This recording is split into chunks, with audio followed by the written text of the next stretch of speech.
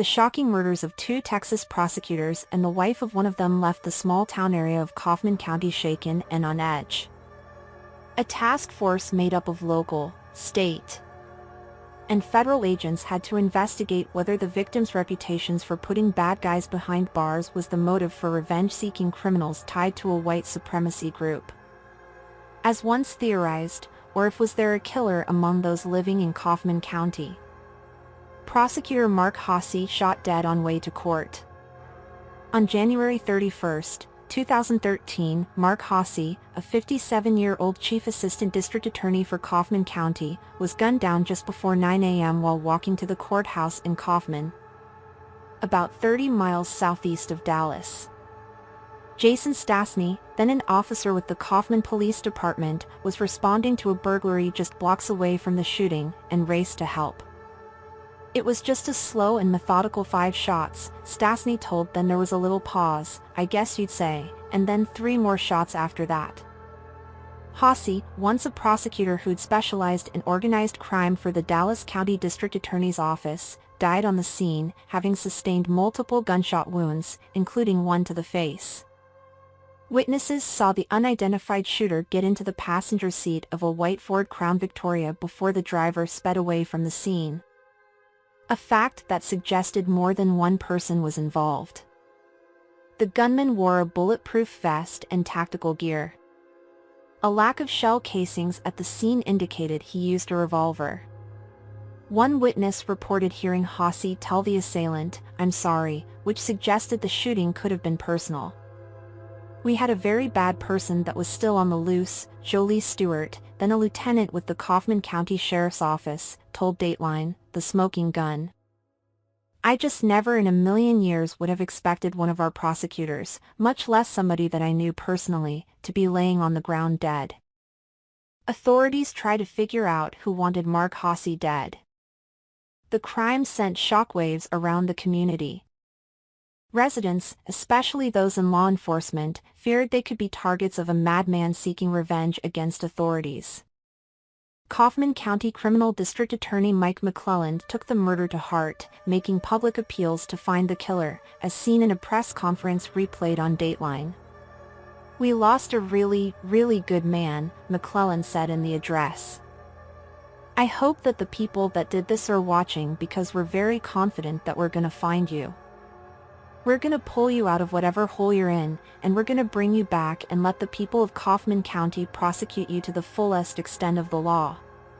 Federal agents looked into Hasse's past cases, but there were no red flags as to who might have wanted the prosecutor dead.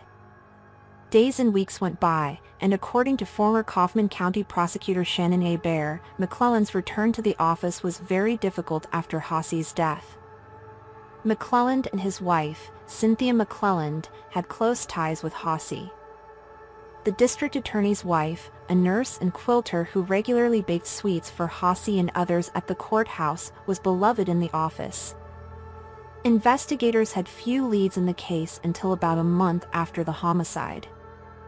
That's when an anonymous tip came through to the county's Crime Stoppers branch, Special Prosecutors Bill Werski and Toby Shook shared.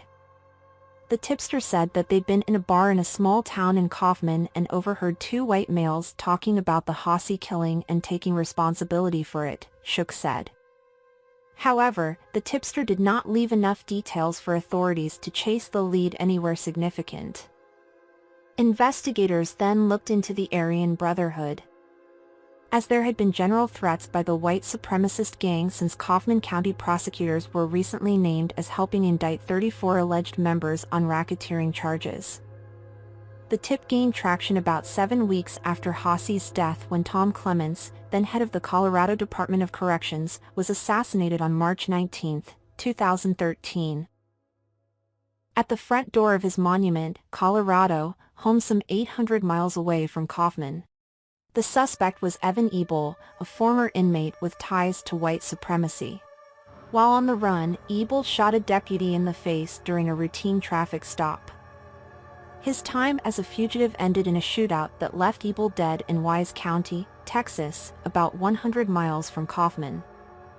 But eventually, he was ruled out as a suspect in the Hasse killing, and investigators were back to square one. District Attorney Mike McClelland and his wife fatally shot. On March 30, 2013, 2 months after Haasi's murder, loved ones grew concerned when they couldn't connect with District Attorney McClelland and his wife, Cynthia. It was Easter weekend, and that Saturday morning, Cynthia had plans to prepare a big holiday feast for friends and family. Her friend, Leah Phillips, told Dateline, The Smoking Gun, that she headed to the couple's rural home to drop off vegetables. With the help of her son, a Dallas police officer, they found the McClellands shot to death inside the house. Texas Ranger Eric Casper was on the case, citing no signs of a break-in. Like with Haasi's case, the shooter drove a white Ford Crown Victoria, as captured on security video. Motion detectors placed the 2-minute-long shooting at around 6:40 a.m. This started as soon as the door opened, Casper said of the ambush. Ms. McClelland and Mr. McClelland were retreating. On Sunday night, a new tip to Crime Stoppers piqued investigators' interest when someone claiming to be behind all 3 murders offered details about the ammunition.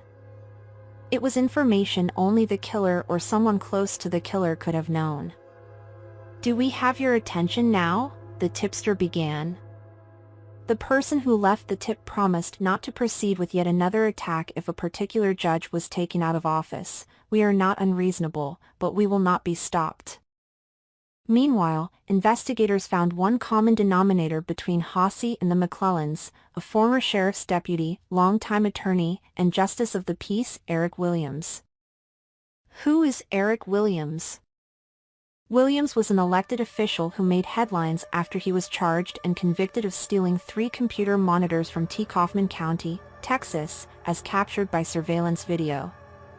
District Attorney McClelland's stepdaughter, Christina Foreman, confirmed that McClelland was offended that someone of Williams' position would commit a crime.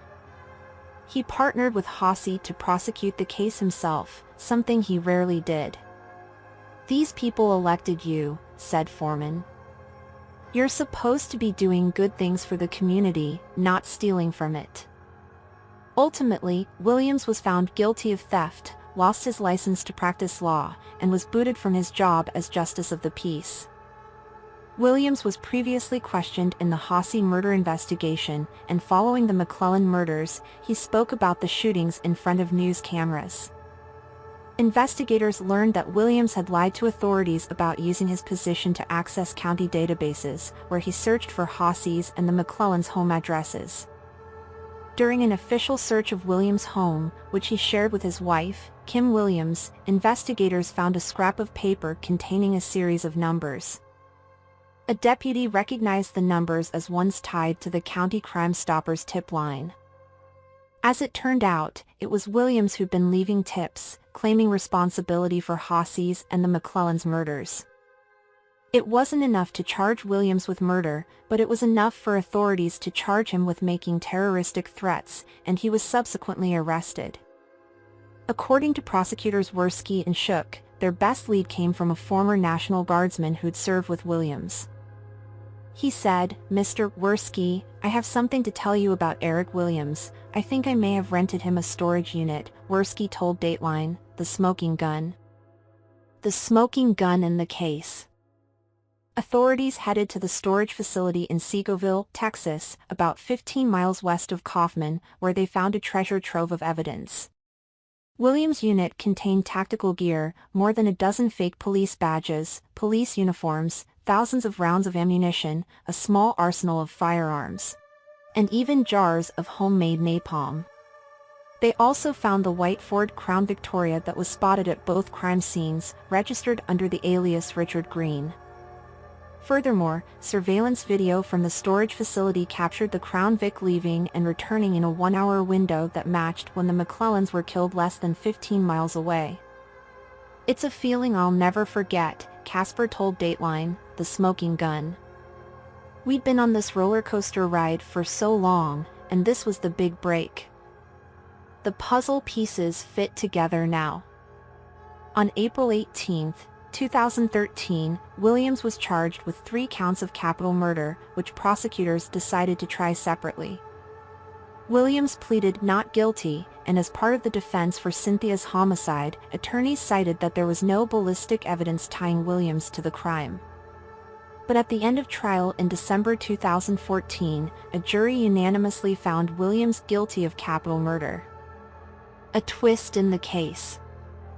Prosecutors saved a surprise witness for the penalty phase of trial, where it would be decided whether Williams would be sentenced to death or life in prison. Williams' wife of 15 years, Kim, took the stand, explaining they had a dress rehearsal of sorts the night before the McClellan murders. She confessed to being her husband's accomplice and driving the getaway car in the Hossie murder, as well. It was a cold day, and there was excitement in the air, she told the courts. Kim said it was her husband's plan for them to dress as law enforcement to carry out the murders. She said that Williams had planned on posing as a policeman in anticipation that Cynthia would open the door as Kim stood as a lookout. While revenge for Williams' theft conviction was aimed at Hossie and McClelland, they also killed Cynthia for being collateral damage, Kim told investigators. She admitted to celebrating the murders by cooking steaks on the grill at her parents' residence. On the stand, Kim said both she and her husband were happy after driving away from the Hossie murder. "I so believed in Eric and everything he told me," she continued. "His anger was my anger."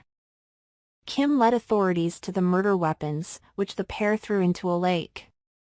She also revealed plans for them to kill a judge with a crossbow, but not before torturing him with napalm. "I think it proved that, beyond any doubt, that Eric Williams was a psychopath, and this was a horribly toxic, screwed-up marriage," Werski told Dateline, The Smoking Gun.